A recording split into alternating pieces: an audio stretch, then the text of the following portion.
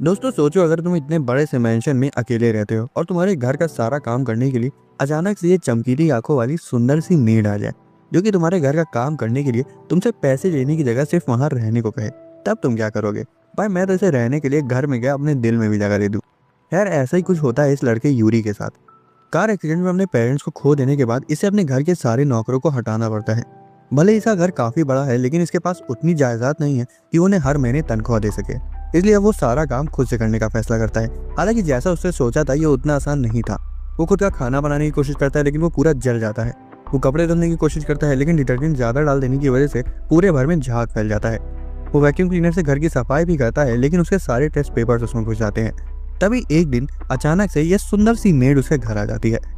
पहले तो वो कहता है कि उसे काम पर नहीं रख सकता क्योंकि उसके पास उसे देने के लिए पैसे नहीं है, और उसने हाल ही में अपने सारे सर्वेंट्स को भी हटा दिया था। हालांकि उसे बताती है कि उसे उसको पैसे देने की कोई जरूरत नहीं है, बस उसे वहां रहने के लिए जगह दे दे, उतना ही उसके लिए काफी है। जब वो उसकी आंखों में देखती है तब यूरी उसकी चमकीली बैंगनी आंखों में खो जाता है और उसकी बात मान जाता है। कुछ दिनों बाद वो सोचता है कि उसे उसको हायर तो करना नहीं था, फिर उसने हाँ क्यों कह दिया। जैसा खाना वो बनाती है उससे स्वादिष्ट खाना उसने आज तक नहीं खाया। उसके आने के बाद से घर हमेशा साफ रहने लगा और उसके धोए हुए कपड़ों से इतनी अच्छी महक आती है जैसे कि वो परफ्यूम में डुबोए गए हों। इन सब चीजों की वजह से उस मेड पर यूरी का शक दिन पर दिन बढ़ता ही जा रहा था। इसलिए वो उस पर जादूगरनी होने का इल्जाम लगा देता है, क्योंकि वो घर का सारा काम इतना परफेक्टली करती थी कि इसका और कोई एक्सप्लेनेशन ही नहीं था। वो उसकी बात सुन के हंसी हंसी में कह देती कि हाँ उसने बिल्कुल सही गेस किया, वो बेशक एक जादूगरनी ही है। वो अपनी इन नशीली आंखों के जरिए उसे अपने वश में करती है। यूरी इस बात को सीरियसली ले लेता है और उस पर भड़क जाता है, जिससे मेड थोड़ा सा चौंक जाती है। वो कहता है कि उसने उसको जादुई किताब पढ़ते और जादुई मंत्र बोलते हुए भी देखा था। उसने ये भी इल्जाम लगाया कि उसकी आंखें इतनी नशीली हैं कि उनमें देखते ही उसकी दिल की धड़कनें तेज हो जाती हैं। ये सुनते ही मेड एकदम से शर्मा गई और बहाना बना के कहने लगी कि वो शॉपिंग करने जा रही है। असल में वो सिर्फ मजाक कर रही थी। उस वक्त जो वो किताब पढ़ रही थी वो हाउसकीपिंग की टिप्स के बारे में थी, कोई जादू टोना नहीं। उसे नहीं लगा था कि यूरी उसकी बातों को इतना सीरियसली ले लेगा। यूरी के दिमाग में बस अब एक ही सवाल था कि ये मेड उसके मेंशन में आखिर करना क्या चाहती है। एक दिन जब मेड बैकयार्ड में चादरें सुखाने में बिजी थी, तब यूरी उसके सामने आता है और उससे पूछता है कि तुम क्या साजिश कर रही हो। ये सुनकर वो हल्का सा मुस्कुरा देती है, जिससे यूरी और गुस्सा आ जाता है। वो कहता है कि तुम हंस क्यों रही हो। वो उसे बताती है कि जब आप मुझे देखते हैं तब बहुत क्यूट लगते हैं। ये सुनकर यूरी और गुस्से में आ गया और कहने लगा कि मैं क्यूट नहीं लगता, और तुम जितनी भी क्यूट क्यों ना हो मैं तुम्हारी बातों में नहीं आने वाला। यूरी से बार बार पूछे जा रहा था कि आखिर उसका असली मकसद क्या है, लेकिन मेड बस थोड़ा सा मुस्कुरा कर बोलती है कि मैं अभी आपको नहीं बता सकती। अगले दिन सुबह मेड ने फिर से काफी स्वादिष्ट ब्रेकफास्ट बनाया। यूरी खाने के लिए उसका शुक्रिया अदा करता है और मजे से अपना नाश्ता करता है, लेकिन तभी उसे अपना एक सपना याद आता है जिसमें उसने देखा था कि वो मेड एक चुड़ैल है। अपनी शक करने वाली फितरत के कारण यूरी ने मेड पर इल्जाम लगा दिया कि उसने खाने में कुछ मिलाया है। उसने तो ये तक कह दिया कि उसने उसे रात में किचन में कुछ करते हुए देखा था। वो ये सब सुनकर फिर से मजाक करते हुए कहती कि हाँ मैंने आपके खाने में लव पोशन मिलाया है। यूरी तुरंत इस बात को सच मान लेता है और सोचने लगता है कि यही वजह थी कि उसका दिल मेड को देखते ही तेजी से धड़कने लगता है और वो उसकी आंखों से अपनी नजरें नहीं हटा पाता। लेकिन असल में बेचारी मेड ने तो कुछ ऐसा किया ही नहीं था। रात में वो तो सिर्फ कुकिंग की प्रैक्टिस कर रही थी। यूरी, जो कि खुद की उलझनों में उलझा हुआ था, इनोसेंटली मेड से प्रॉमिस लेता है कि वो दोबारा से कभी लव पोशन का यूज नहीं करेगी।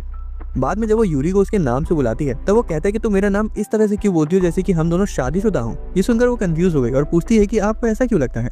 यूरी कहता है कि मेरे पेरेंट्स एक दूसरे को नाम से बुलाते थे और वो एक दूसरे को पागलों की तरह प्यार करते थे। ये बात सुनकर मेड बहुत शर्मा जाती है और फिर से शॉपिंग का बहाना बनाकर वहां से चली जाती है। अब यूरी मन बना लेता है कि वो भी उसका नाम पता लगाकर ही रहेगा, क्योंकि अभी तक उसे उसका असली नाम मालूम ही नहीं था। उसे एक रेज्यूमे मिलता है जिससे उसे पता चलता है कि उसका नाम लिलित है।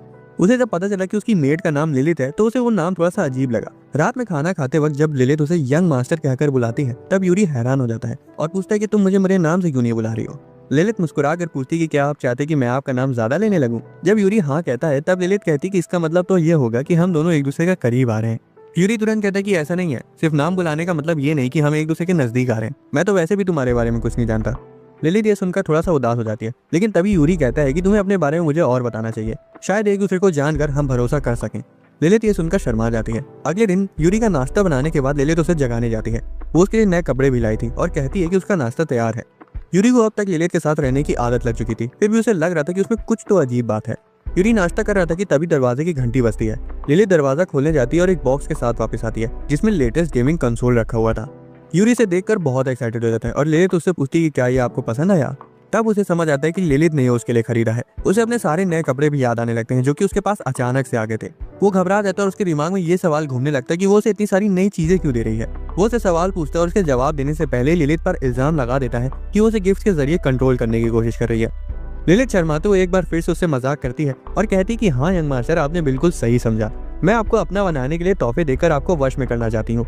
यूरी तुरंत कहते हैं कि तुम्हें मुझे इंप्रेस करने के लिए ये सब करने की जरूरत नहीं है, तुम्हारे गिफ्ट्स के बिना भी तुम अट्रैक्टिव हो। वो तो ये तक कह देता है कि तुम्हें मुझे वश में करने की जरूरत नहीं है क्योंकि मैं तुम्हें अपना बनाऊंगा। ये सुनते ही लिलित का चेहरा शर्म से पूरा लाल हो जाता है।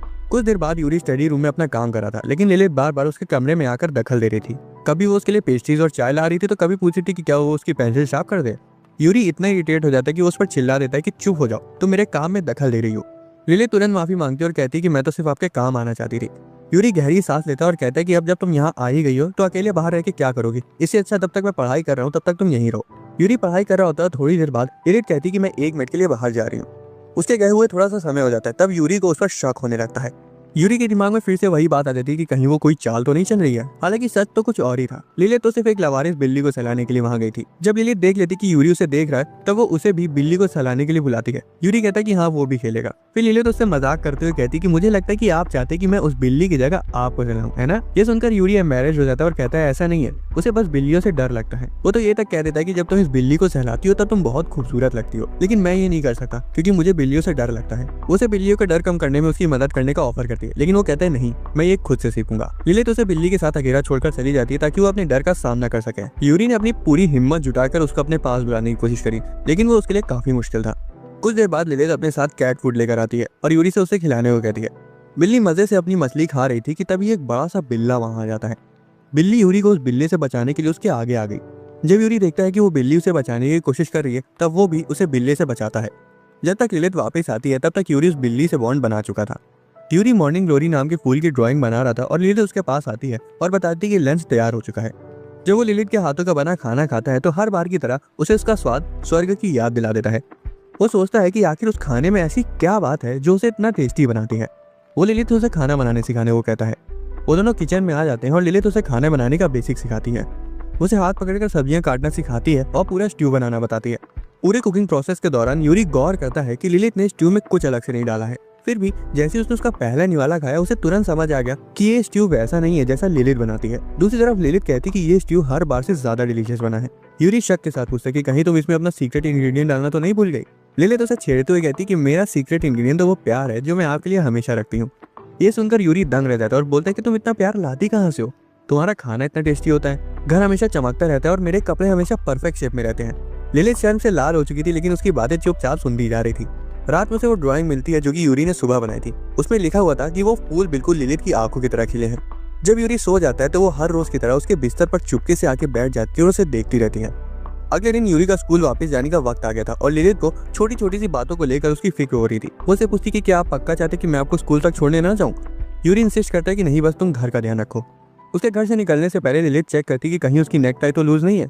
उसके बाल ठीक करती है और चेक करती है कि उसके कपड़े एकदम परफेक्ट हो। जब उसने देखा कि यूरी सिर्फ उसकी तरफ घूरे जा रहा है तो वो हंसी मजाक में कहती है कि क्या मैं आपको इतनी पसंद आ गई हूँ कि आपका स्कूल जाने का मन नहीं कर रहा है। यूरी तुरंत कहता है कि हम एक शादीशुदा कपल जैसे लग रहे हैं, मेरी मॉम भी ये सब मेरे डैड के लिए करती थी। ये सुनकर लिलित का चेहरा लाल होने लगता है और वो शर्माते हुए कहती है कि आपको स्कूल के लिए लेट हो रही है। स्कूल में एक नई कैरेक्टर सुकासा की एंट्री होती है। वो यूरी को नोटिस करती है। उसे याद आता है कि उसकी बटलर फुजिसाकी ने बताया था कि उसके पेरेंट्स हाल ही में कार एक्सीडेंट में गुजर गए हैं। उसे याद आता है कि कैसे जब वो छोटी थी और दूसरों से बात करने में हिचकिचाती थी तब यूरी ने उससे बात की। उस वक्त उसे बहुत खुशी हुई थी और अब वो डिसाइड करती है कि वो उससे बात करेगी। दूसरी तरफ घर में लिलित यूरी के बिहेवियर को लेकर थोड़ा सा कंफ्यूज थी। वो सोचती है कि छोटे मास्टर इतने रेजिस्टेंट क्यों है। उसे लग रहा था कि यूरी को उसकी कैपेबिलिटीज पर भरोसा नहीं है और शायद अभी भी उसको एक परफेक्ट मेट नहीं मानता है। वो और मेहनत से काम करने का फैसला करती है ताकि वो अपने काम में और परफेक्शन ला सके और यूरी का भरोसा जीत सके। काम करने के बाद वो यूरी को स्कूल लेने चली जाती है। उसे पता था कि वो उसे वहां देखकर गुस्सा आ जाएगा, लेकिन आखिर वो उसकी मेड है और उसका ध्यान रखना उसकी जिम्मेदारी है। दूसरी तरफ यूरी डिसाइड करता है कि वो अपने आप घर जाएगा। वो जा ही रहा होता है कि तभी वो देखता है कि लिलित वहां उसे लेने आई है। वो गुस्सा हो जाता है क्योंकि वो उसे कह कर आया था कि वो उसे स्कूल ना लेने आए। दूसरी तरफ सुकासा उसे देख लेती है और उसको बुलाने वाली होती है, लेकिन वो उसे एक मेड के पास जाते देख लेती है। वो एक पेड़ के पीछे जाके छिप जाती है और सुनती है कि यूरी अपनी मेड को डांट लगा रहा है। वो तो तब शॉक हो जाती है जब उसे सुनाई देता है कि वो किसी स्पेशल टाइप की रिलेशनशिप के बारे में बात कर रहे हैं। यूरी कहता है कि वो नहीं चाहता कि लोग उसकी खूबसूरती के बारे में बातें करें। सुकासा को लगता है कि वो किसी तरह की फॉरबिडन रिलेशनशिप में है। वो यही जानकर इतना एक्साइटेड हो जाती है और दोनों की रिलेशनशिप के बारे में इतना मग्न हो जाती है कि उसे ये तक पता नहीं चलता कि फुजिसाकी उसके पीछे खड़ी है। वो एक्सप्लेन करने की कोशिश करती है कि उसे इतनी देरी क्यों हो गई, लेकिन फुजिसाकी यूरी और लिलित को वहां देख लेती है। हमें पता चलता है कि फुजिसाकी और लिलित एक दूसरे को जानती थी। अब एक दिन यूरी स्कूल से घर आता है लेकिन लिलित वहां नहीं होती। पहले तो वो बहुत खुश हो रहा था कि अब वो पूरा दिन मस्ती करेगा। वो जंक फूड खाता और काउच पर बैठकर कॉमिक्स बुक पढ़ता है। दूसरी तरफ लिलित असल में अपने यंग मास्टर के लिए रात का खाना बनाने के लिए सामान लेने आई थी, लेकिन जो उसकी डिश का मेन इंग्रेडिएंट था वो पूरी मार्केट में कहीं नहीं मिल रहा था। वो दूसरी डिश बनाने की जगह इंग्रेडिएंट खरीदने के लिए दूसरे कस्बे चली जाती है। इस दौरान यूरी गौर करता है कि लिलित को काफी देर हो गई है। उसे इसकी चिंता होने लगती है और वो सोचने लगता है कि वो कहाँ निकल गई होगी कि उसे आने में इतनी देर हो रही है। वो नोटिस करता है कि लिलित के ना होने की वजह से घर कितना सूना सूना सा लग रहा है। उसके चेहरे पर चिंता साफ नजर आ रही थी। वो उसे कॉल भी करने की कोशिश करता है, लेकिन वो अपना फोन घर पर ही भूल गई थी। दूसरी तरफ लिलित को जो इंग्रेडिएंट्स खरीदने थे वो उसे मिल गए थे, हालांकि काफी देर हो चुकी थी और ट्रेन भी इंस्पेक्शन की वजह से डिले थी। उसे भी चिंता होने लगती क्योंकि वो अपना फोन मेंशन में ही भूल गई थी और यूरी को कांटेक्ट नहीं कर सकती थी। उसी वक्त फुजिसाकी, जो कि सुकासा की मांगा खरीदने आई थी, लिलित को वहां देख लेती है और उसे घर तक राइड ऑफर कर दी है। जब वो घर आती है तो देखती है कि यूरी काउच पर दुबक कर बैठा हुआ है। वो उसे तुरंत लेट होने के लिए और उसे कांटेक्ट ना करने के लिए माफी मांगती है। यूरी कहता है कि तुमने मुझ पर कोई जादू टोना कर दिया है। वो कहता है कि जब वो स्कूल से आया और वो उसे वहां पर नहीं मिली तब वो बहुत उदास हो गया। वो आगे कहता है कि मुझे इसी से समझ आ गया कि तुमने मुझ पर कोई जादू किया है, क्योंकि उसे घर में आने से पहले वो अकेले होने के बावजूद बिल्कुल ठीक रहता था, लेकिन अब जब वो उसके साथ नहीं होता तो उसे अकेलापन महसूस होता है। अपनी आंखों में आंसू भरे हुए यूरी कहता है कि उसने पक्का उस पर कोई जादू कर दिया है, क्योंकि अब वो उसके बिना नहीं रह सकता। उसके बाद वो उसे कसम खाने को कहता है कि अब से वो उसे बिना बताए कहीं नहीं जाएगी। लिलित को पता था कि उसके यंग मास्टर उस पर बहुत नजदीक से नजर रखते हैं। उसे यह समझ नहीं आ रहा था कि वो ऐसा क्यों करते हैं, जबकि वो बस इतना चाहती है कि उसके यंग मास्टर की परवरिश में कोई कमी ना रह जाए।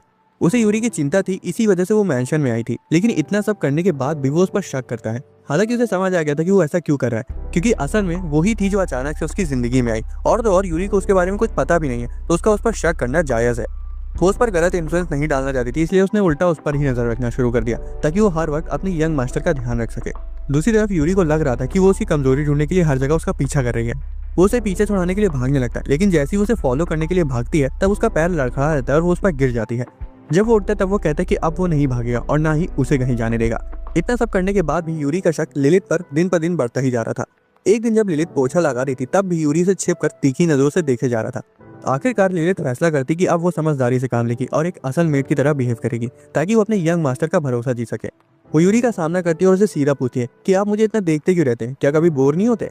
यूरी कहता है कि मैं तुम पर शक करता हूँ और मैं तुम्हारे किसी भी जालसाजी वाले प्लान में फंसने नहीं वाला, और रही बात तुम्हें देखते हुए बोर होने की, तो मैं तुम्हें बिना बोर हुए पूरी जिंदगी देख सकता हूँ। लिलित को यह सब बात सुनकर बुरा लग रहा था कि वो चाहे जितनी भी कोशिश कर ले यूरी के करीब आने की, वो सब फेल होती दिख रही थी। उसका दिल उदास हो गया कि वो अपने यंग मास्टर के दिल तक नहीं पहुंच पा रही है। वो अपने कमरे में बैठकर सोच रही थी कि अब वो क्या करे, कि तभी उसे एक आइडिया आता है। वो यूरी से उसके साथ टाइम स्पेंड करने को कहती है। वो बोलती है कि वो साथ मिलकर खूब मजे करेंगे। वो चेस खेलते हैं और उसे पता चलता है कि खाली यही गेम था जो उसके पापा ने उसे सिखाया था। खेलते खेलते यूरी अपनी पास्ट की मेमोरीज शेयर करने लगता है। वो बताता है कि उसके पेरेंट्स काफी अच्छे और मेहनती लोग थे और उनके साथ बिताए हुए कुछ कीमती पल उसके लिए प्राइसलेस है। यूरी की बातें सुनकर लिलित खड़ी हो जाती है और कहती है कि वो जब चाहे उसके साथ खेल सकता है। वो चेस खेलना जारी रखते हैं और पता ही नहीं चलता कि कब रात हो गई। हालांकि फिर भी यूरी बार बार एक और राउंड खेलने को कहे जा रहा था। एक दिन जब यूरी स्कूल से आता है तब लिलित को उसका बिहेवियर थोड़ा अजीब सा लग रहा था। वो काफी शांत था और सीधा अपने रूम में चला गया। अब यंग मास्टर का मूड थोड़ा ऑफ लग रहा था, इसलिए लिलित उसके लिए पुडिंग बनाती है। उसे लग रहा था कि यूरी हर बार की तरह पुडिंग देखकर उस पर टूट पड़ेगा और कहेगा कि वो उसे पुडिंग किसी मकसद से खिला रही है। हालांकि इतनी शिद्दत से पुडिंग बनाने के बावजूद उसे वैसा रिएक्शन नहीं मिलता जिसकी वो उम्मीद कर रही थी, क्योंकि जब उसने यूरी को पुडिंग दी तब वो सिर्फ थैंक्स बोलकर अंदर चला गया। वो शॉक्ड जाती है क्योंकि ये पहली बार था कि उसके यंग मास्टर ने उस पर जरा सा भी शक नहीं किया। वो उसे फॉलो करने लगती है, ये सोचकर कि वो उस पर फिर से जालसाजी का इल्जाम लगाएगा, लेकिन ऐसा कुछ नहीं होता। लिलित को चिंता होने लगती है कि क्या उन्होंने उसे देखा नहीं, या फिर उसे इग्नोर कर दिया, या वो उसमें इंटरेस्टेड ही नहीं है। ये सारे सवाल उसके दिमाग को खाए जा रहे थे कि तभी उसके यंग मास्टर अपने रूम से एक पेपर लेकर बाहर आते हैं और वो घबरा जाती है, क्योंकि उसे लग रहा था कि वो उसे भी दूसरे सर्वेंट्स की तरह निकालने जा रहा है। हालांकि असल में पेरेंट्स टीचर मीटिंग की नोटिस थी, जिसमें पेरेंट्स को टीचर से मिलने के लिए स्कूल जाना होता है। यूं शर्माते हुए कहता है कि उसे उम्मीद है कि वो आएगी। ये सुनकर लिलित को काफी रिलीव्ड महसूस होता है और वो खुशी से उसकी रिक्वेस्ट मान जाती है। हालांकि यूरी चाहता था कि वो स्कूल में मेड यूनिफॉर्म की जगह नॉर्मल कपड़े पहन कर आए, क्योंकि उसके स्कूल के टीचर काफी स्ट्रिक्ट हैं। लिलित अलग अलग कपड़े ट्राई करती है, लेकिन उसका कोई भी कपड़ा उसके मास्टर के ऑर्डर के हिसाब से फिट नहीं बैठ रहा था, जिससे वो नाराज हो जाती है।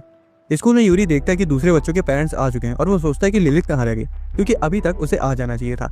वो उदास हो ही चुका था कि तभी लिलित फुजिसाकी के साथ वहां आ जाती है। असल में उसके पास स्कूल में पहनने के लिए कोई भी ढंग के कपड़े नहीं थे, इसलिए उसे फुजिसाकी से कपड़े बोरो करने पड़े थे। उसे देखते ही यूरी बहुत खुश हो जाता है। घर जाते वक्त वो स्कूल आने के लिए लिलित का शुक्रिया अदा करता है और बोलता है कि उसे नहीं पता है कि वो उसके वहां होने से कितना खुश था।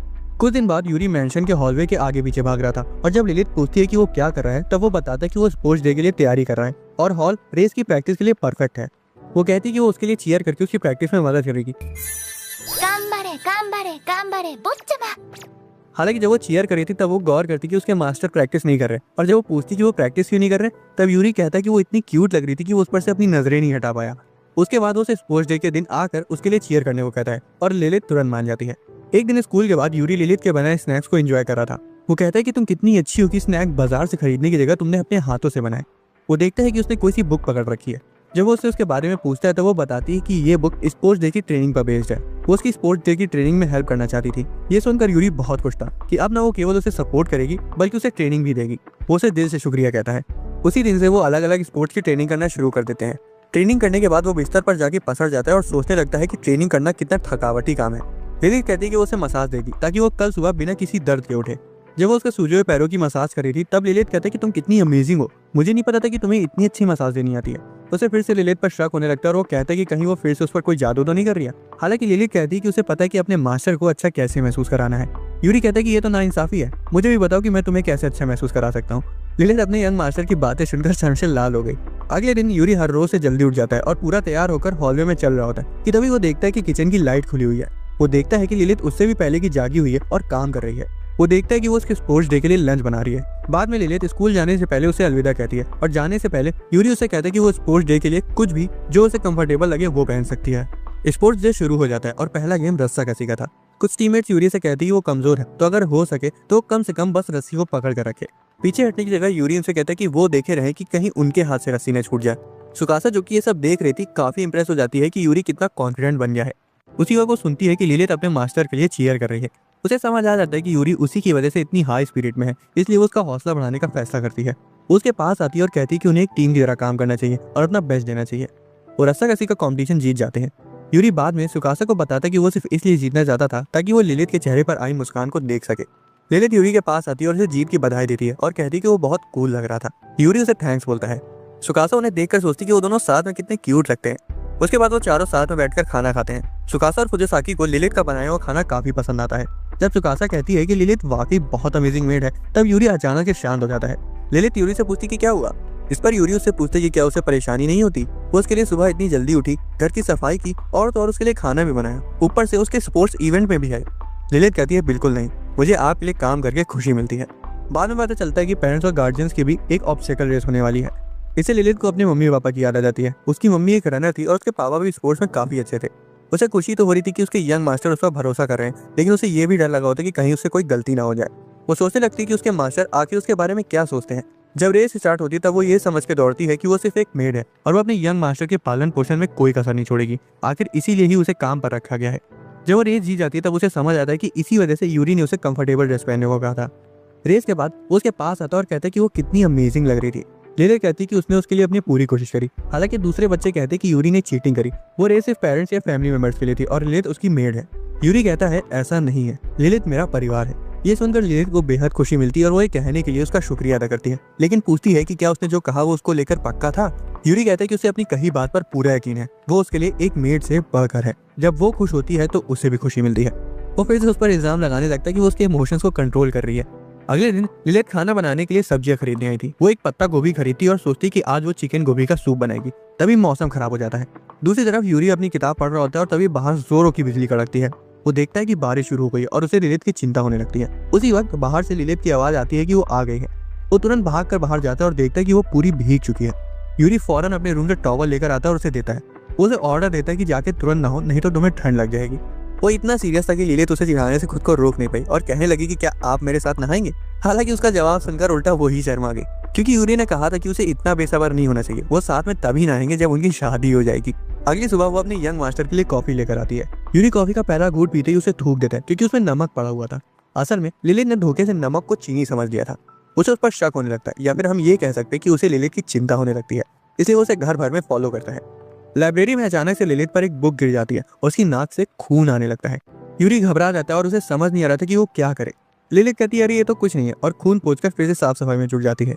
यूरी उसे रोकता है, उसका टेम्परेचर चेक करता है। उसका माथा बुखार की वजह से तप रहा था। वो उसे तुरंत उसके रूम में ले जाता है और बिस्तर पर लेटा देता है। लिलित उठ जाती है और रोने लगती है कि अगर यूरी ने डॉक्टर को बुला लिया तो वो कहीं उसकी गैर मौजूदगी की वजह से किसी और मेड को ना हायर कर ले। यूरी उसे विश्वास दिलाता है कि वो उसके बदले किसी को भी नहीं रखेगा और ना ही उसे अपना साथ छोड़ने देगा। वो रात भर आराम करती है और अगले दिन फिर से कामकाज में जुट जाती है। काम करते वक्त वो खुद से वादा करती है कि वो कल के काम की मुआवजा भरने के लिए आज पूरा दिल से काम करेगी। तभी यूरी उसके बगल में आके खड़ा हो जाता है, उसकी खिड़की साफ करने में मदद करने लगता है। लिलित उससे कहती कि आप ये क्या कर रहे हैं। उसे लग रहा था कि उसके बीमार होने की वजह से यूरी को रात में काफी काम करना पड़ा होगा। वो उसे रोकने की कोशिश करती है, लेकिन यूरी कहता है कि वो उसकी मदद करना चाहता है और ये उसका लिलित के साथ ज्यादा समय बिताने का एक तरीका है। लिलित ये सुनकर खुश हो जाती है और वो मैसन की साफ सफाई करना जारी रखते हैं। जब सारा काम खत्म हो जाता है तब यूरी सुकासा की हेलोवीन पार्टी में जाने के लिए एक कॉस्ट्यूम चुनता है। वो एक सेज बनने का डिसाइड करता है और लिलित से उसकी छड़ी के ऊपर लगने वाली मणि को चुनने को कहता है। उसके बाद वो लिलित की कॉस्ट्यूम चुनते हैं, जो कि पार्टी में जाने के लिए काफी एक्साइटेड थी। पार्टी में यूरी ने सेज की कॉस्ट्यूम पहन रखी थी तो वहीं लिलित ने ड्रैगन की। सुकासा कहती है कि तुम दोनों एकदम क्यूट कपल्स की तरह लग रहे हो।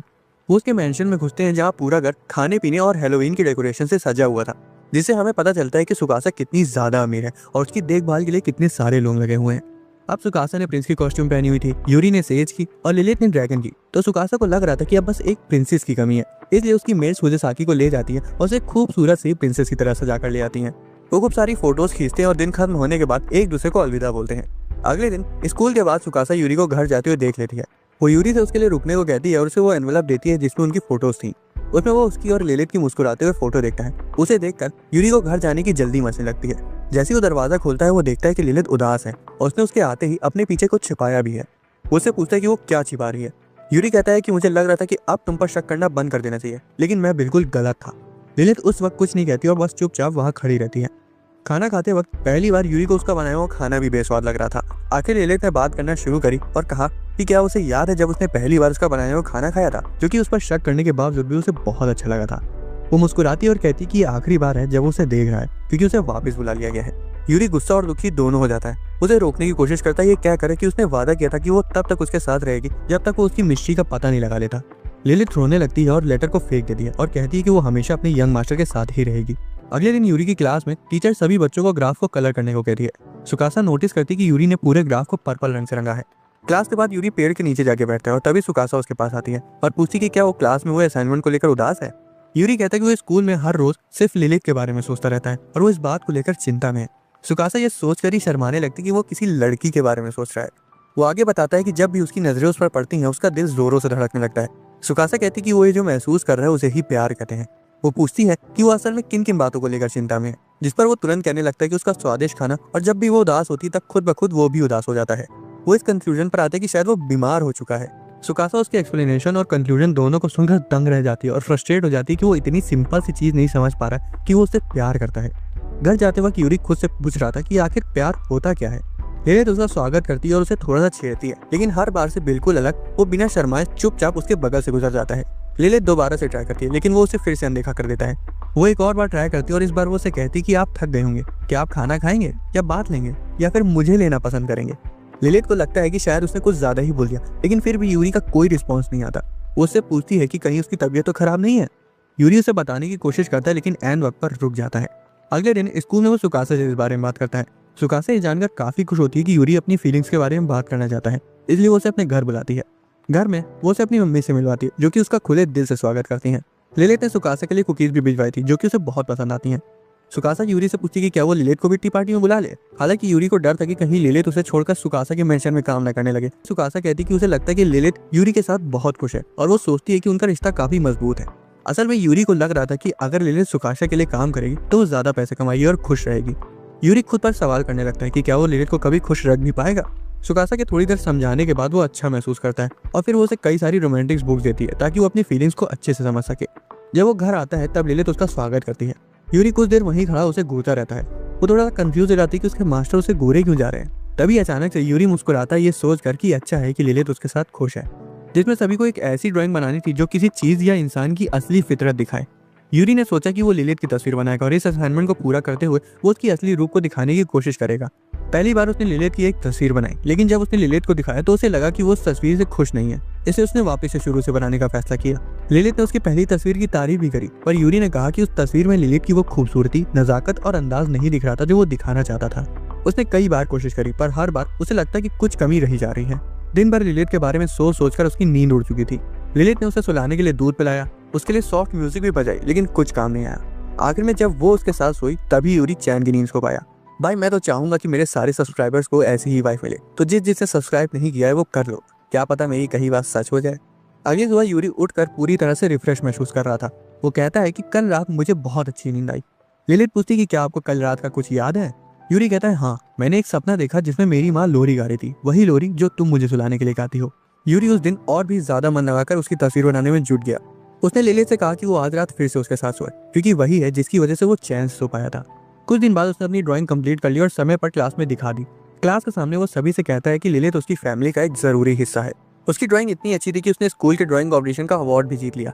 उस रात यूरी एक सपना देखता है जिसमें एक पर्पल बालों वाली लड़की थी। सपने में उसने उस लड़की के लिए एक फूलों की अंगूठी बनाई। जब वो उसके पास जाकर उसका चेहरा देखने ही वाला था, तभी उसे लिलित की आवाज सुनाई देती है जो कह रही थी कि मास्टर उठ जाइए, सुबह हो गई है। यूरी ने अपनी आंखें खोली और तब तक वो सपने वाली लड़की गायब हो चुकी थी और लिलित का प्यारा चेहरा उस लड़की के चेहरे की जगह आ गया था, जैसे कि वो दोनों इंसान एक ही हों। यूरी से पूछते कि वो आज काम क्यों करे जबकि आज तो उसका छुट्टी का दिन था। लिलित समझाती है कि छुट्टी के दिन भी सुबह की जिम्मेदारी निभाना उसका फर्ज है। नाश्ता करने के बाद वो अपने कपड़े बदलने चली जाती है और यूरी अपनी स्टडी रूम में बुक्स और असाइनमेंट से अपना मन बहला रहा था। लिलित उसकी स्टडी रूम में आती है और बताती है कि वो अपनी छुट्टी बिताने के लिए बाहर जा रही है। जैसे यूरी से देखता है, उसकी पेंसिल उसके हाथ से फिसलकर जमीन पर गिर जाती है। मैरून रंग की ड्रेस में लिलित इतनी खूबसूरत लग रही थी कि वो एक पल के लिए दंग रह गया। उसके मन में एक अजीब सा डर बैठ गया कि शायद लिलित इतनी सुंदर इसलिए तैयार हुई है क्योंकि आज उसका किसी के साथ डेट का प्लान है। लिलित फिर उससे पूछती कि कहीं उसे उसके बाहर जाने से कोई दिक्कत तो नहीं है, जिस पर यूरी कहते हैं कि एक मास्टर का फर्ज बनता है कि वो अपने सर्वेंट्स को उनका पर्सनल टाइम दे। लिलित उसकी बात सुनकर वहां से चली जाती है। रास्ते में उसे बहुत अच्छी सी खाने की महक आती है। वो सुगंध का पीछा करते हुए एक बेकरी तक पहुंचती है। वहाँ वही पेस्ट्रीज, स्वीट्स और ब्रेड रखी हुई थी जो यंग मास्टर को काफी पसंद थी।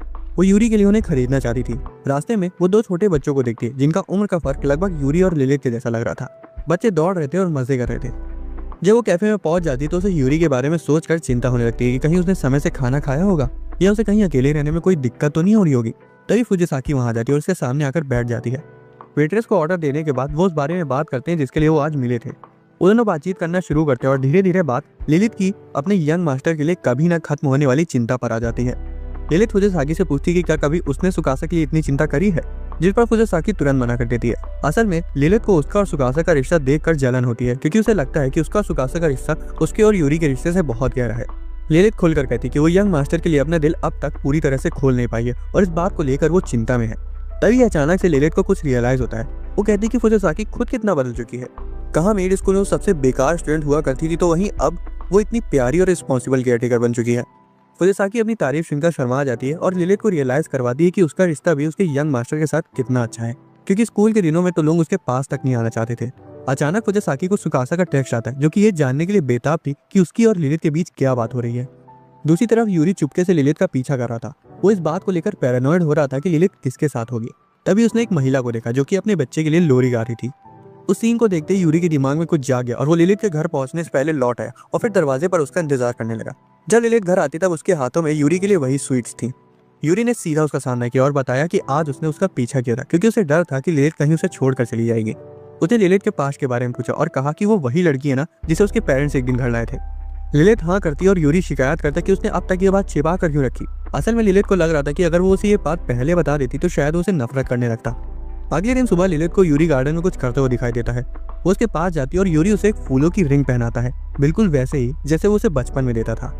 स्कूल के बाद उसकी मुलाकात सुकासा से हुई जो लिलित के साथ उसके लव प्रोग्रेस के बारे में जानने को बेकरार थी। यूरी बस इतना कहता है कि हम बस एक साथ सोए थे। जब यूरी को रियलाइज होता है कि खाली वही नहीं था जिसे ऐसा महसूस हो रहा था, बल्कि लिलित भी कई चीजों को लेकर वैसा ही महसूस कर रही थी, तब उसे समझ आता है कि आखिर उसका दिल क्या चाहता है। इसलिए वो भागकर मेंशन जाता है ताकि वो लिलित को बता सके कि वो उसे कितना प्यार करता है। अचानक से एक ऑरेंज बालों वाली मेड उनके मेंशन में आ जाती है और लिलित को उसके पुराने मेंशन में ले जाने की बात करती है। वो दोनों उसे मेंशन के अंदर ले जाते हैं। नात्सुमे लिलित की पुरानी क्लासमेट है और उस मेंशन में काम करती है जहाँ लिलित पहले काम करती थी। वो उसे चाय देती है और पूछती कि वो ऐसे अचानक से यहाँ क्यों आ गई। नात्सुमे डायरेक्टली लिलित से कहती कि उसकी पुराने मेंशन में बहुत जरूरत है और उसे तुरंत लौटना होगा। लिलित पूछती कि अगर वो वापस जाने से मना कर दे तो क्या होगा। नात्सुमे साफ जवाब देती है कि ये फैसला उसके लिए सही नहीं है क्योंकि अब वो ऐसे लड़के के लिए काम कर रही है जो उसे तनख्वाह तक नहीं दे सकता। यूरी तुरंत उसकी बात काटते हुए कहता है नहीं, लिलित मेरी मेड है। वो इस तरह से बोल रहा था कि जैसे नात्सुमे उसका कोई बहुत कीमती सामान उससे वापस मांग रही हो। नात्सुमे कहती कि लिलित का अपना पुराने मास्टर के लिए काम करना ही उसके फ्यूचर के लिए अच्छा होगा। हालांकि इतना सब कहने के बाद भी लिलित वापस जाने से साफ मना कर देती है। वो चाहे उसे जितने लेटर्स भेज दे वो अपना मन नहीं बदलने वाली थी। नात्सुमे ने फैसला किया कि वो वहां रुक कर लिलित को ध्यान से ऑब्जर्व करेगी और तो और यूरी के एक काबिल मास्टर होने की क्वालिटीज को परखेगी, तब जाके वो अपना अगला कदम उठाएगी। उसने यूरी की एजुकेशन और मैच्योरिटी को परखने के लिए उसे थ्योरी ऑफ रिलेटिविटी के बारे में पूछा। अब यूरी तो फाइनेंशियल मैनेजमेंट का स्टूडेंट था, इसलिए उसने उसे अपना पिगी बैंक दिखाया जो कि उसने लिलित को गिफ्ट देने के लिए भर रखा था। यूरी की ईमानदारी और काइंडनेस को देखकर नासुमे थोड़ा तो इमोशनल होती है, लेकिन अभी भी वो कन्विंस नहीं हुई थी। उसने लिलित से कहा कि वो यूरी की मीठी बातों से मैनिपुलेट हो रही है। लिलित उसे अपने यंग मास्टर के बारे में बुरा भला कहने से रोकती है। तभी नासुमे से धोखे से टेबल पर रखा लैंप नीचे गिरकर टूट जाता है। यूरी तुरंत घबरा जाता है और उससे पूछे कि क्या कहीं उसे कोई चोट तो नहीं आई, और लिलित से तुरंत झाड़ू लाकर टूटे कांच को साफ करने को कहता है। यूरी नासुमे से इनोसेंटली कहता है कि उसे पता है कि वो लिलित से कितना प्यार कर रही है, इसलिए उसे वापस ले जाने के लिए इतनी मेहनत कर रही है। अगले दिन यूरी दोनों मेट्स को इन्फॉर्म करके स्कूल के लिए निकल जाता है। अब नासुमे उसको ऑब्जर्व करने आई थी, इसलिए लिलित पूरी शिद्दत से घर का सारा काम करती है। काम खत्म करने के बाद लिलित आराम से नासुमे के साथ बैठकर चाय पीती है। हालांकि तभी वो देखती है कि यूरी के स्कूल से वापस आने का समय हो गया है। वो दरवाजे पर चली जाती है ताकि वो उसका स्वागत कर सके। जब यूरी घर के अंदर आया तो वो पसीने से पूरा भीगा हुआ था और जोरों से सांस ले रहा था। उसने बताया कि वो लिलित से मिलने के लिए बेचैन था, इसलिए वो घर दौड़ कर आया है। उसके बाद बिना किसी शर्म के उसने लिलित से अपने प्यार का इजहार कर दिया। यूरी का इस कदर बोल्ड कन्फेशन सुनकर लिलित और नासुमे दोनों शर्म से लाल हो जाती हैं। लिलित को समझ नहीं आता कि वो इस सिचुएशन का रिस्पॉन्स कैसे दे, और नासुमे को अपने पुराने दिन याद आ गए जब उसके मास्टर भी उसके लिए इतनी ही केयर करते थे। उसने सोचा कि शायद वो यूरी जितनी हिम्मती नहीं है, इसलिए वो अपने मास्टर से कभी भी अपने दिल की बात नहीं बता पाई। बाद में यूरी कपड़े बदलकर वापस उन दोनों के पास आता है। वो नासुमे से ऐसे कैजुअली पूछता है कि क्या वो सच में एक मेड है, क्योंकि वो घर का काम तो कर नहीं पाती है। नासुमे को सुनकर अपनी बेइज्जती महसूस होती है, इसलिए वो अपने आप को प्रूव करने के चक्कर में पोछे वाली बाल्टी को उठा लेती है, लेकिन हड़बड़ी की वजह से वो गिर जाती है और पानी की बाल्टी लिलित और खुद पर लुढ़का लेती है। यूरी उन दोनों की हालत को देखकर काफी से घबरा जाता है और कहता है कि वो दोनों तुरंत जाकर नहा ले, नहीं तो उन्हें ठंड लग जाएगी। लिलित नासुमे से कहती कि क्या वो उसके साथ नहाएगी। नासुमे पहले तो थोड़ा शर्मा गई, फिर भी उसने मना नहीं किया। नहाते वक्त लिलित ने अपने बर्ताव के लिए नासुमे से माफी मांगी और कहा कि उसे पता है कि वो उसकी बहुत चिंता करती है, लेकिन वो ये भी चाहती है कि नासुमे उसकी मर्जी और फैसलों का सम्मान करे। लिलित ने यह भी माना कि नासुमे के वहाँ होने की वजह से उसका दिल काफी हल्का हो गया है, खासकर उन इमोशंस को लेकर जो कि यंग मास्टर के प्यार और भरोसे की वजह से पैदा हुए थे। नासुमे कहती कि ये जो उसकी फीलिंग है वो इस चीज की ओर इशारा करती है कि उसका मास्टर उसे बेपनाह चाहता है। ये सुनकर लिलित का चेहरा शर्म से पूरा लाल हो गया। यूरी की पर्सनैलिटी को इतने समय तक परखने के बाद उसको समझ आ गया था कि लिलित उस मेंशन को क्यों नहीं छोड़ना चाहती है, फिर चाहे उसे कितनी ही प्रॉब्लम्स क्यों न झेलनी पड़े। लिलित का मेंशन ना छोड़ने का फैसला उसके लिए और भी ज्यादा मायने रखने लगा था। अगले दिन जब लिलित नासुमे के रूम में जाती है तो वहाँ कोई नहीं था और सिर्फ खाली चिप्स के पैकेट पड़े थे और एक जूस का गिलास रखा हुआ था। लिलित ने नासुमे के लिए कुछ कुकीज बेक किए थे ताकि वो एंजॉय कर सके, और उसने सोचा कि नासुमे कहाँ चली गई होगी। रूम से जाने से पहले लिलित की नजर टेबल पर रखी हुई एक मैगजीन पर पड़ती है जिसमें क्रिसमस गिफ्ट वाला पेज खुला हुआ था। ये देखकर लिलित थोड़ा सा मुस्कुराती है और सोचती है कि शायद नासुमे क्रिसमस में किसी खास से मिलने वाली है। दूसरी तरफ नासुमे यूरी को स्कूल से लेने के लिए मेंशन से बाहर आ गई थी। यूरी के लिए तो वो नॉर्मल दिन था, लेकिन सुकासा उससे पूछे जा रही थी कि उसकी और लिलित की रिलेशनशिप कहाँ तक पहुंची और अब उनके बीच क्या हो रहा है। उसके इतनी बार पूछने के बाद यूरी सोचता है और बोलता है कि मेंशन में अब एक और फैमिली मेंबर जुड़ गया है। सुकासा खुशी से पागल हो जाती है क्योंकि उसे लग रहा था कि उनके घर में एक बच्चे का जन्म होने वाला है। खैर, जैसा वो सोच रही थी वैसा कुछ नहीं था। हॉल में यूरी सुकासा को नासुमे के बारे में बताता है और कहता है कि उसके आने के बाद से मेंशन में थोड़ी सी रौनक आ गई है। बाहर नासुमे यूरी को सुकासा के साथ देखकर समझ बैठती है कि यूरी लिलित से अपना प्यार जाहिर करने के बाद चुप चुप के गुलछर्रे उड़ा रहा है, जिससे वो बहुत गुस्सा जाती है। लेकिन जब वो फुजिसाकी को देखती है तब वो समझ जाती है कि ये उसकी गलतफहमी थी। यूरी और नासुमे साथ में घर वापस लौटते हैं और नासुमे लिलित को क्रिसमस पर गिफ्ट देने के अपने प्लान के बारे में बताती है। यूरी कहता है कि हाँ, ये उसके लिए हमारा प्यार एक्सप्रेस करने का एक बिल्कुल सही तरीका रहेगा। नासुमे पूछती है कि क्या उसे पता है कि लिलित को क्या पसंद आ सकता है। हालांकि यूरी को उसकी पसंद का बिल्कुल भी अंदाजा नहीं था। घर पहुंचते ही वो एक कमरे में सीक्रेटली अपने प्लान को डिस्कस करते हैं। वो एक क्रिसमस पार्टी प्लान करने का सोचते हैं और डेकोरेशंस कैसे करनी रहेंगी उसे डिस्कस करने लगते हैं। अगले दिन यूरी तो स्कूल चला जाता है, लेकिन नासुमे लिलित से घुमा फिरा कर पूछती है कि उसे क्रिसमस के लिए क्या चाहिए। स्कूल में जब यूरी सुकासा को लिलित के लिए उनकी पार्टी के प्लान के बारे में बताता है तब सुकासा खुश हो जाती है और कहती है कि वो भी इसमें उसकी मदद करेगी, और बोलती है कि बाकी की डिटेल्स वो उसके मेंशन में जाकर डिस्कस करेंगे। वो वहाँ जाते हैं और अब सारी प्रिपरेशंस कंप्लीट हो चुकी थी। अब बस लिलित को मेंशन से दूर रखना था ताकि वो पार्टी के लिए सारी डेकोरेशंस कर सकें। रात में जब यूरी डिनर कर रहा होता है तब नासुमे कहती है कि उन्हें क्रिसमस सेलिब्रेट करना चाहिए। लिलित कहती है तो काफी अच्छा आइडिया है और यूरी से उसके प्लान के बारे में पूछती है। यूरी कहता है कि वो उनके साथ सेलिब्रेट नहीं कर पाएगा क्योंकि सुकासा ने उसे अपनी क्रिसमस पार्टी में बुलाया है। नासुमे फिर लिलित से पूछती कि क्या वो उसके साथ क्रिसमस सेलिब्रेट करना पसंद करेगी और लिलित मान जाती है। लिलित को थोड़ा तो बुरा लग रहा था कि यूरी उनके साथ क्रिसमस नहीं सेलिब्रेट कर पाएगा, लेकिन वो सोचती है कि वो कम से कम उसके लिए गिफ्ट तो बना ही सकती है। रात में लिलित अपने यंग मास्टर के लिए एक स्कार्फ लेने लगती है जो कि वो यूरी को गिफ्ट में देने वाली थी। हालांकि यूरी उसे ऐसा करते हुए देख लेता है और फिर उसे कुछ बताने के लिए अंदर आ जाता है। क्रिसमस के दिन नासुमे और लिलित मेंशन से बाहर जाने के लिए रेडी थी, लेकिन लिलित को यूरी की चिंता सताई जा रही थी कहीं वो सुकासा के मेंशन जाते वक्त रास्ते में कहीं खो ना जाए। यूरी उसे दिलासा देता कि वो नहीं खोएगा। उसको घर से बाहर रखने का प्लान पूरी तरह से कामयाब हो जाता है। उनके जाने के जस्ट बाद फुजिसाकी और सुकासा वहां जाती है और प्रिपरेशन शुरू कर देती हैं। सुकासा रोने लगती है कि उसे सारा डेकोरेशन का काम क्यों दे दिया। तो वहीं दूसरी तरफ यूरी और फुजिसाकी केक की प्रिपरेशन कर रहे होते हैं। यूरी पूछता है कि क्या इतनी फ्रॉस्टिंग ठीक रहेगी और फुजिसाकी उसकी नाक पर लगी क्रीम पोंछती है। वो कहती है कि सुकासा जब भी किचन में काम करती है तो ऐसे ही चीजें अपने ऊपर लगा लेती है, इसलिए उसे इसकी आदत लग चुकी है। यूरी कहता है कि उसे सुकासा और फुजिसाकी के रिश्ते को देखकर जलन होती है। फुजिसाकी शर्मा जाती है और तभी दरवाजे से सुकासा उन दोनों की फोटो खींच लेती है। फुजिसाकी उससे कैमरा ले लेती है। सुकासा रोने लगती है कि वो दोनों तो यहाँ मजे कर रहे हैं और उसे वहाँ सारी डेकोरेशन अकेले करनी पड़ रही है। फुजिसाकी कहती है कि अच्छा ठीक है, फिर तुम केक पर स्ट्रॉबेरी लगा दो। इस दौरान नात्सुमे लिलित को डिस्ट्रैक्ट नहीं कर पा रही थी, इसलिए वो थोड़ा सा घबरा रही थी। लिलित पूछती कि क्या हुआ, कोई परेशानी है क्या तुम्हें, लेकिन वो कहती है कुछ नहीं और हड़बड़ा कर गिर जाती है। वो पार्क में जाकर बैठते और नात्सुमे अपनी नाक से खून पोंछती है। लिलित उससे माफी मांगती है, कहते हुए कि शायद उसका किसी से मिलने का इरादा था और वो लिलित ने उसके साथ आकर खराब कर दिया। नात्सुमे और घबरा जाती है और कहती है कि जैसा वो सोच रही है वैसा बिल्कुल भी नहीं है। और फिर सारी गलतफहमी दूर हो जाने के बाद वो लोग क्रिसमस अच्छे से एंजॉय करते हैं। घर जाते वक्त लिलित ने नात्सुमे को क्रिसमस गिफ्ट के लिए एक क्यूट सी हेयर क्लिप दी और नात्सुमे भी लिलित को एक गिफ्ट देती है जो कि एक क्यूट सा पेन था। नात्सुमे कहती है कि अब तुम मेरे लिखे खतों का जवाब दे पाओगी। लिलित वो गिफ्ट पाकर बहुत खुश होती है। जब वो मेंशन आ जाते हैं तब देखते हैं कि वहाँ तो पूरा अंधेरा है। अचानक से लाइट्स खुल जाती है और नात्सुमे कहती है चलो लिलित अंदर चलते हैं, लेकिन लिलित तो वहाँ होती ही नहीं। जब वो दौड़कर अंदर जाती है तब उल्टा सब लोग उसी को सरप्राइज कर देते हैं। यूरी बताता है कि उसने लिलित को सरप्राइज के बारे में पिछली रात ही बता दिया था। एक काम कहा गया था इस बच्चे से कि चुप रहे, वो भी इससे नहीं हो पाया। खैर अब जो होना था वो हो गया और सभी लोग पार्टी एंजॉय करते हैं।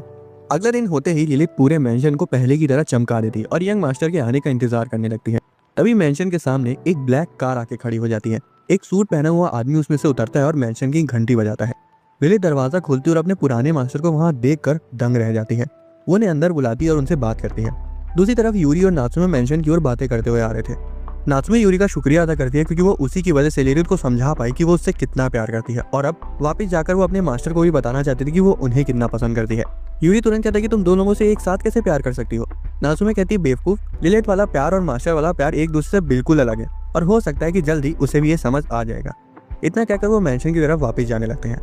इस दौरान मेंशन में लिलित अपने पुराने मास्टर को चाय देती है और वो उससे पूछते हैं कि यहाँ तुम्हारी जिंदगी कैसी चल रही है। पहले तो लिलित उनसे माफी मांगती कि वो उन्हें और उनके मेंशन को छोड़ आई। फिर वो पूछती कि कहीं यहाँ आने का लेना देना तुम्हारे पास्ट से तो नहीं है। लिलित कहती हाँ, आपने बिल्कुल सही समझा।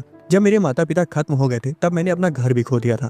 जब मेरे पास जाने के लिए कोई जगह नहीं थी तब यूरी के पेरेंट्स ने मुझे उम्मीद दी और रहने के लिए अपने घर और अपने दिल दोनों में जगह थी। उसी के पेरेंट्स की तरह यूरी ने भी उसकी आंखों में खूबसूरती देखी। सही उम्र में उसने एक बोर्डिंग मेड स्कूल में दाखिला लेने का फैसला किया ताकि वहां से ग्रेजुएट होने के बाद वो उनके लिए काम करके उनका कर्ज चुका सके। लेकिन जब वो ओल्ड मास्टर के काम के लिए आसान हुई ही थी कि तभी उसे खबर मिली कि यूरी के माता पिता कार एक्सीडेंट में खत्म हो गए हैं। उस वक्त उसने यूरी के बारे में सोचा कि उसे भी उतना ही अकेलापन महसूस हो रहा होगा जितना उसे बचपन में हुआ था। ये कहानी सुनते ही उसके पुराने मास्टर को समझ आ गया कि वो वहाँ क्यों रुकी है। उनकी बातचीत खत्म होने वाली ही थी कि तभी यूरी और नात्सुमे वहाँ आ जाते हैं। नात्सुमे अपने मास्टर को देखते ही शर्मा जाती है क्योंकि उसे पता था कि वो उसे लेने आए हैं। लिलित यूरी को बताती कि वो उसके पुराने मास्टर हैं। यूरी तुरंत लिलित को बचाने की कोशिश करता है और कहता है कि वो अब लिलित को नहीं ले जा सकते। वो यूरी को ऐसा करते हुए देखकर मुस्कुराते हैं और एश्योर करते हैं कि वो लिलित को नहीं ले जाएंगे। वो नात्सुमे का ख्याल रखने के लिए लिलित का शुक्रिया अदा करते हैं और फिर नात्सुमे को अपने साथ लेकर चले जाते हैं। जाने से पहले वो नीचे झुककर यूरी से लिलित का ध्यान रखने को कहते हैं और फिर वो दोनों वहाँ से चले जाते हैं। उनके जाने के बाद लिलित और यूरी साथ बैठकर डिनर करते हैं। वो उनके लिए थोड़ा सा ऑकवर्ड हो गया था क्योंकि वो काफी समय बाद अकेले बैठकर खाना खा रहे थे। कुछ देर बाद लिलित यूरी से पूछी कि क्या वो उसके साथ कहीं बाहर जाना पसंद करेगा। यूरी को लगता है कि वो उसके साथ डेट पर चलने के लिए पूछ रही है। अगले दिन वो साथ में बाहर जाते हैं। रास्ते में यूरी उसकी ड्रेस की तारीफ करता है और लिलित शर्म से पूरी लाल हो जाती है। वो अपनी भावनाओं को बहने से रोक लेती है और उसे एक कैफे ले जाती है। वो दोनों काफी देर तक बातें करते हैं। कुछ देर उसे देखने के बाद यूरी हिम्मत जुटाकर उसे अपने साथ एक स्पेशल जगह चलने को कहता है। वो उसे अपने माता पिता की कब्र के पास ले जाता है और पहले वहां ना आने के लिए उनसे माफी मांगता है क्योंकि उसके पास वहां अकेले आने की हिम्मत नहीं थी। वो लिलित के बारे में भी उन्हें बताता है। जाने से पहले लिलित धीरे से उनका शुक्रिया अदा करती है और कहती कि अब उन्हें यूरी की चिंता करने की कोई जरूरत नहीं है। शहर लाइट से चमक रहा था और बर्फ भी गिरने वाली थी। यूरी उस रोशनी में लिलित की खूबसूरती को देखता रह जाता है। लिलित उसे नोटिस कर लेती है और पूछती कि वो उसे क्यों देख रहा था। वो कहता है कि वो बहुत खूबसूरत लग रही थी। वो उसका हाथ पकड़ता है और कहता है लिलित, मैं तुमसे बहुत प्यार करता हूँ। तुम्हारे साथ बिताया हुआ हर एक पल मुझे दिल से खुशी देता है। लिलित इस कन्फेशन को सुनने के बाद ब्लश करने लगती है। वो उससे पूछती है कि वो उसके लिए किस तरह का प्यार फील करता है और वो शायद अभी उसका कन्फेशन का जवाब भी ना दे पाए। लिलित कहती कि जब उसे समझ आ जाएगा कि वो उसके लिए किस तरह का प्यार महसूस करता है तब वो उसके पास ही रहेगी और तब वो उसका जवाब भी दे देगी।